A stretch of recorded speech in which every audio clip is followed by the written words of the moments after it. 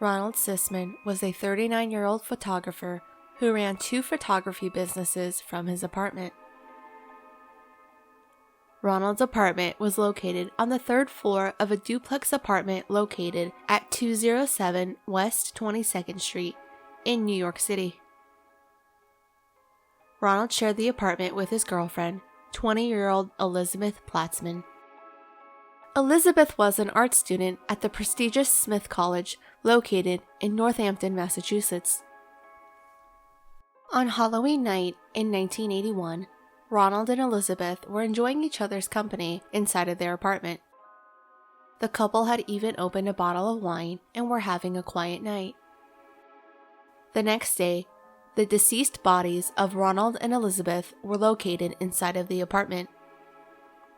Both victims had been severely beaten and shot in the back of the head.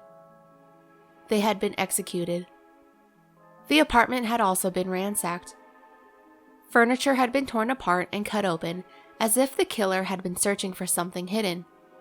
But what was the killer searching for? It was reported that the apartment was in such disarray that the investigators were unable to walk through the apartment without stepping on something. The couple's identification was missing, as well as a .25 caliber pistol that was registered to Ronald. There were also no signs of forced entry.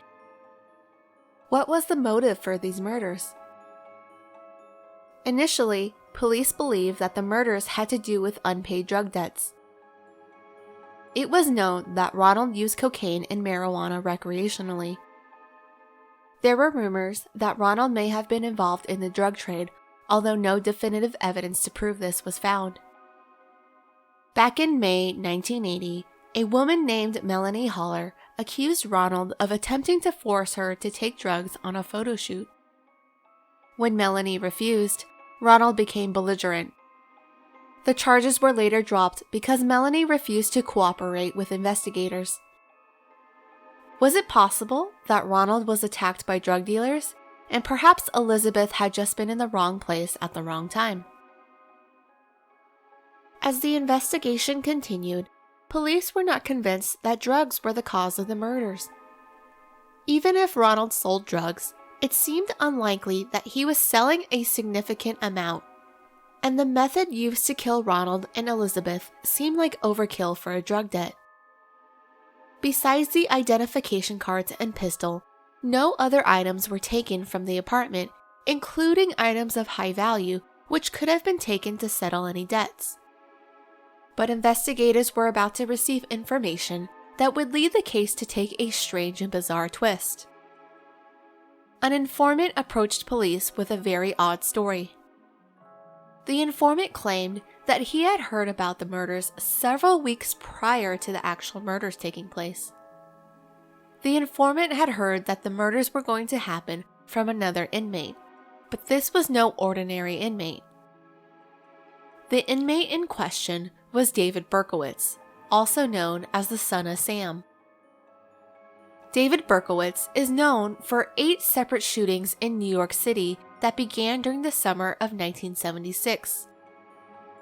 David Berkowitz claimed that the neighbor's dog, Harvey, was actually a demon who had ordered him to commit the murders. After David Berkowitz was convicted, he admitted that the story of the dog being a demon was a hoax. But the truth was, Berkowitz was part of a larger satanic cult. The satanic cult conspiracy gained traction because police did not believe David Berkowitz committed all the murders on his own. While incarcerated, David Berkowitz had admitted to the informant that he was indeed a member of a satanic cult, and that members of his cult were going to commit a ritual murder on Halloween night at an apartment that belonged to a photographer. The cult members would ceremonially torture the victims before shooting them in the back of the head and ransacking the apartment to locate and remove any incriminating evidence. David Berkowitz claimed that Ronald had been hired by one of the cult members to film a murder the cult had committed, but that Ronald was not even aware a murder was going to take place. Once the murder occurred, Ronald became very skittish. Cult members believed that Ronald possessed a master copy of the murder footage and was planning on handing the footage over to police in order to avoid drug charges. Initially, police were very skeptical about the story given by the informant, but many of the details in the story matched up to what was found at the crime scene. Police also interviewed Berkowitz, and he was able to describe the exact layout and specific details about Ronald and Elizabeth's apartment. Berkowitz was incarcerated behind bars at the time of Ronald and Elizabeth's murders, so how was it that he was able to describe the layout in details without actually being at the crime scene? Despite knowing these details, police were unable to find enough evidence to validate the claims. Some thought that perhaps Berkowitz received the information from the prison grapevine. It was possible that somebody else incarcerated in the same prison as Berkowitz was still connected to drug dealers outside of the prison walls. It seems unlikely that Berkowitz would have received information from another inmate because he was not a drug user, and prison officials noted that Berkowitz did not have strong social skills within the prison to be able to receive that sort of information from other inmates. No matter how Berkowitz had received the information, police were very skeptical of Berkowitz's story. Berkowitz had been untruthful in the past, like when he blamed the murders he committed on his neighbor's dog.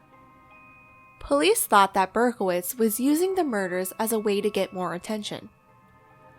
But how would Berkowitz know the exact layout and details of Ronald and Elizabeth's murder?